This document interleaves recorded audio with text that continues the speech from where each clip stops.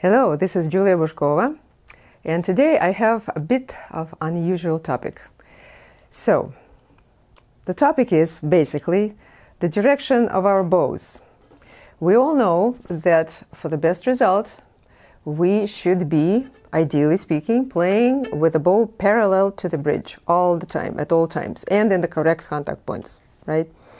Meanwhile, a lot of us, including my students and my friends, would look at some great violinists, really wonderful players and musicians, and their bow is not going parallel to the bridge at all. Sometimes it's really so not parallel that you just wonder, how is it that they possibly play so well and still sound very good? So what is that mystery? Is it a myth that we need to keep the bow parallel, or is it reality, and when can the rules be broken? So today I'm trying to look at this situation. All right, so it is true though that to produce the uniformly nice sound, yes, you better be parallel to the bridge. So here we go. If I play like this, the sound is loud, clear, goes. If I play like this, the sound isn't very good at the tip, right? Of course. And the same thing will be if I play like this. Oh, it went all the way to onto the bridge, which wasn't good at all. But of course, those are very gross mistakes in the bow direction, okay? Nobody professional will ever go that way and slide that much. Of course, beginners might, but we won't. So what do we do when we actually manipulate our bows? So here's the fact that if you manage to stay at the same contact point or very much close to the same contact point, the sound should not change. It doesn't really matter if you start with the bow slightly like this or absolutely straight. So if I start slightly, absolutely straight, fine, I can start like this and immediately slide back to the parallel motion for the most of my bow, okay?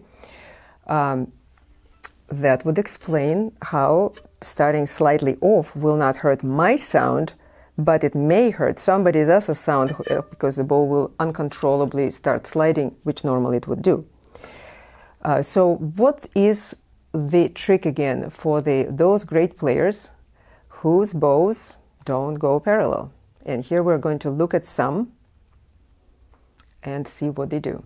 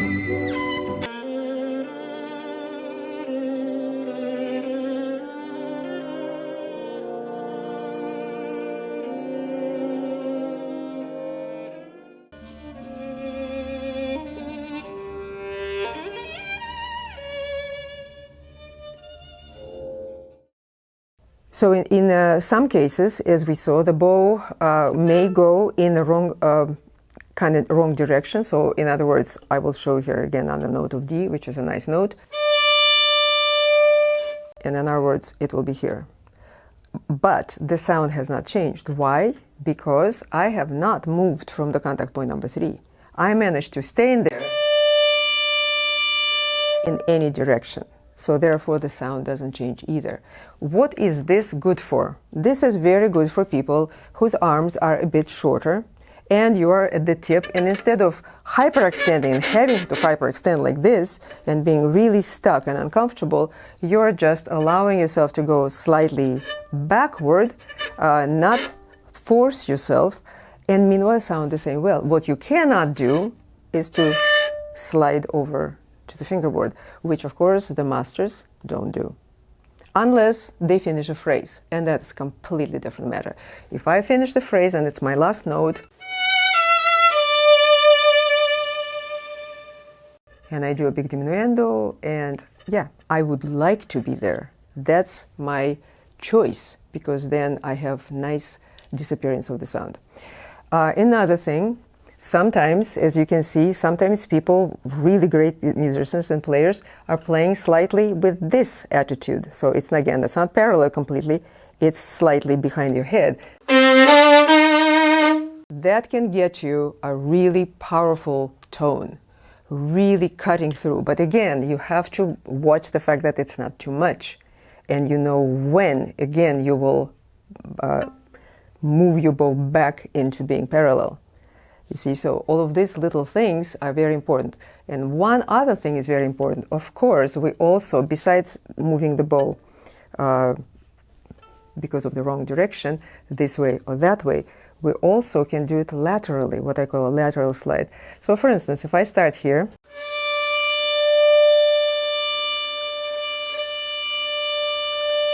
now I move the bow towards the bridge more. And meanwhile, the sound really doesn't change because I do it very, very gradually. But if I start from here, it's not going to sound good. So it can be done only in the movement and only very gradually and very in a small quantities. You can't do much. If you do it like that, it will be very noticeable. But again, sometimes you see that, yeah, the bow moves. Sort of person doesn't do anything and the bow slightly moves that way. Perfect. It can be done.